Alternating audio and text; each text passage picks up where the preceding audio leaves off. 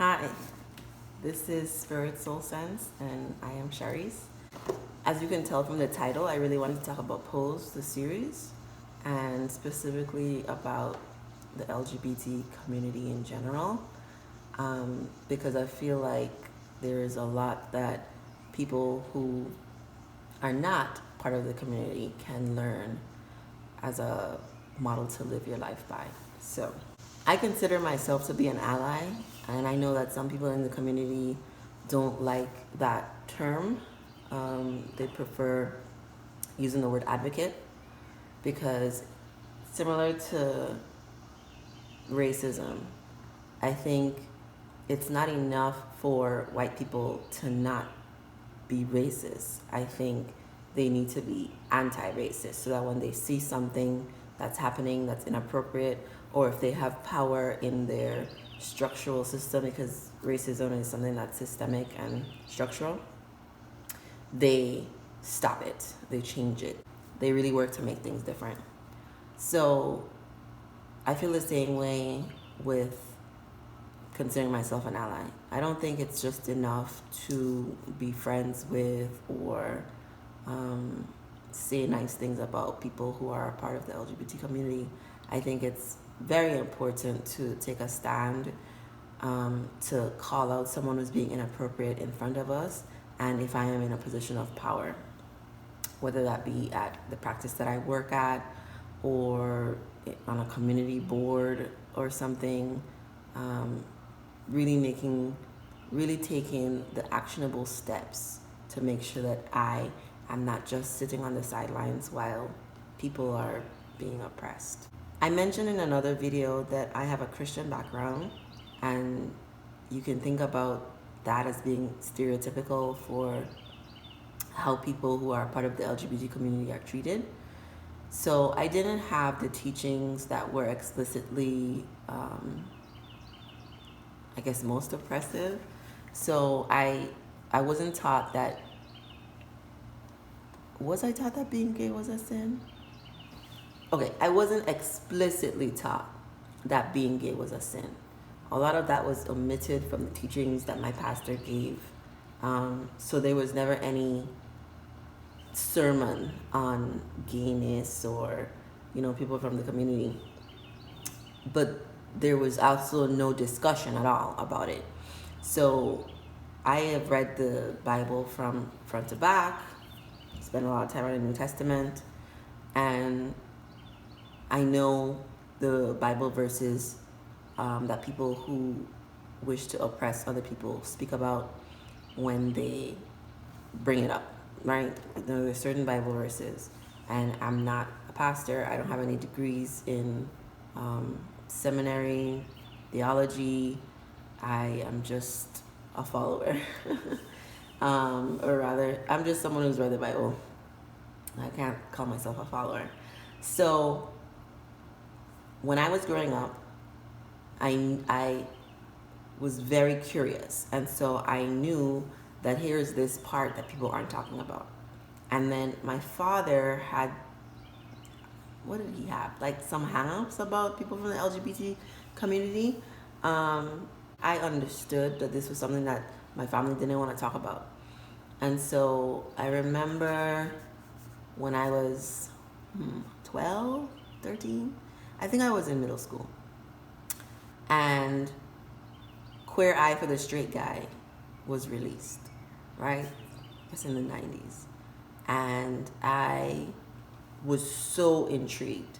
I really wanted to watch it. I wanted to know all of what these stories were about because no one around me was talking about these things. So I would sneak when my parents weren't around to watch it, to listen. And I made my own impressions about how gay men look, behave, and how they seem like regular people just like me. So, that was like one of my first cues. People are talking so badly about people who are gay, but I'm not seeing what they are seeing. And I think any group who is oppressed have a very specific experience that's unlike what most people go through. So I was very interested. And then I think real real life, MTV has or had a series where they did like little documentaries on people. I think it was called Life. And one of the stories that they followed was this, I mean, she kind of looked biracial, but light skin, black features, like wide nose, kinky hair. And she had two dads. And I was just like, oh my gosh, this is really interesting. I think I remember people saying that if you are around someone, or I guess specifically to boys, and I have a whole other theory on why being gay is a more negative experience for men than it is for women. I always perceived in society anyway. Individual experiences may be different. So the idea that if you are around someone who's gay, you're gonna turn gay, like it's like that's like a thing people still say now. And so I had heard it then, and then I'm watching on this show that this young girl who's, I think was in high school, has these two dads, and they're coming to her graduation at her school events, and they just seem like regular people, just like regular people. And I was like, I think what people are saying about gay people is inaccurate at best, wrong, and malicious at worst. So I just like continue to build information in my head about LGBTQIA community and how it's perceived versus how it actually is, and what is there here for me to learn.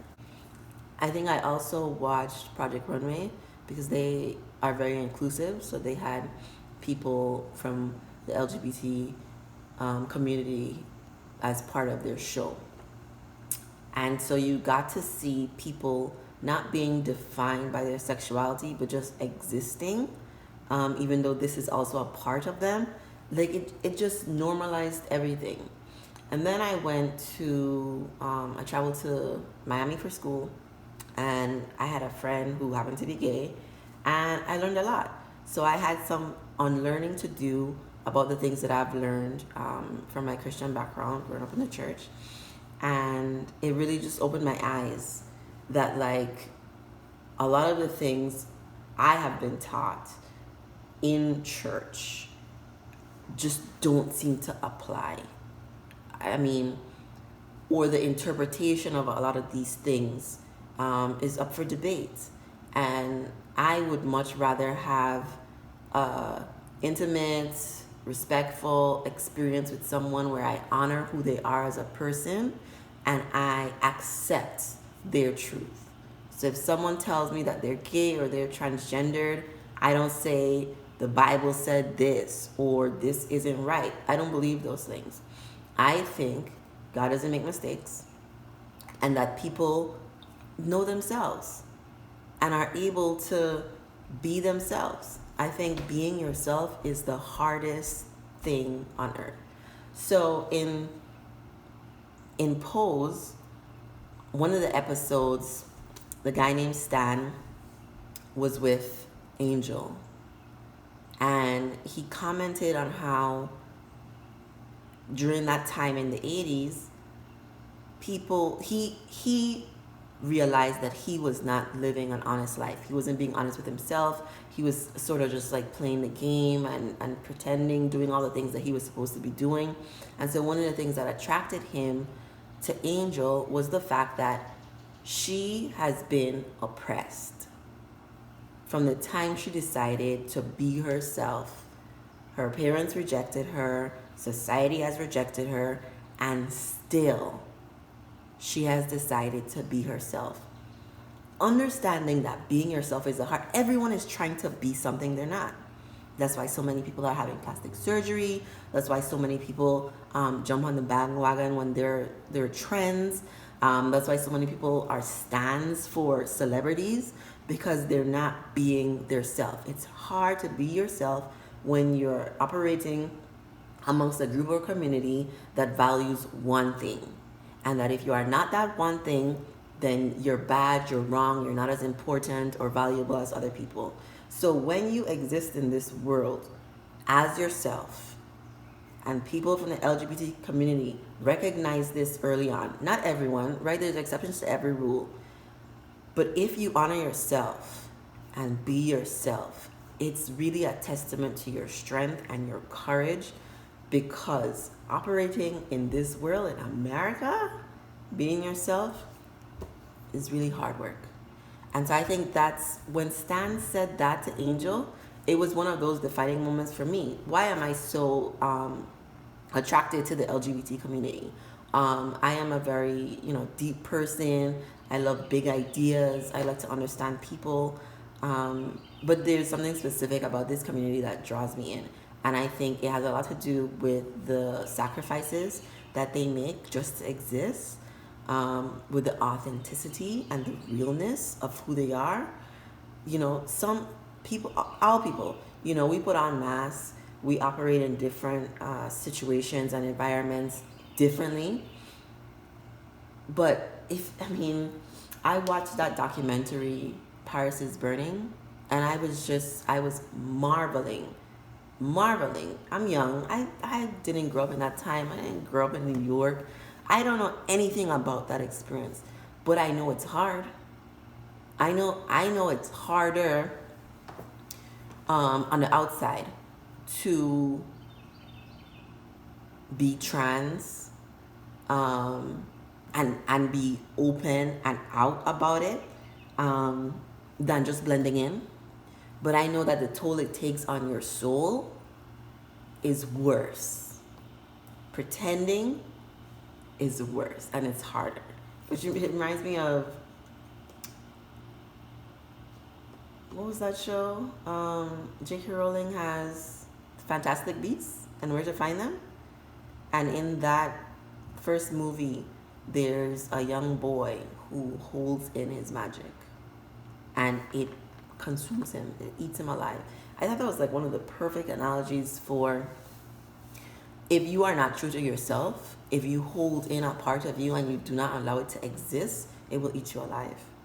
It will eat you, and that is why so many people from the LGBT community attempt suicide or die by suicide, because it's so, you think you're stuck between a rock and a hard place. I can't be myself, or else I will be ostracized, demeaned, oppressed. But if I don't be myself, I will hate me. I will hate me, and I will be consumed by all of this fear, and then I won't be able to live my life.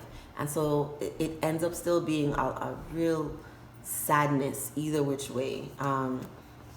But I think that the people we have in our society right now who are standing up for LGBT rights,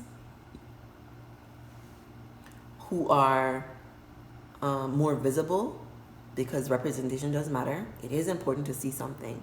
I didn't know who I wanted to be until I met that person. I thought I was going to be a marine biologist.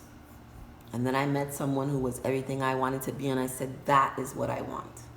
That's what I want. And that's what I decided to go for. So I think Pose is so important. They said it's the highest caste of trans people. I mean, we are living in a time where that man is president. But he's specifically president because a lot of people are angry of the changes that are happening. And if you look carefully, you will see the changes that are happening. And we are beginning to really honor and respect people for who they really are. And it's a lesson that we all can learn and practice in our lives. Be yourself. Be yourself. It will honor your soul. It will. And Maya Angelou has a quote that said, do right. It may not be expedient, but it will satisfy your soul. Well, thank you for watching.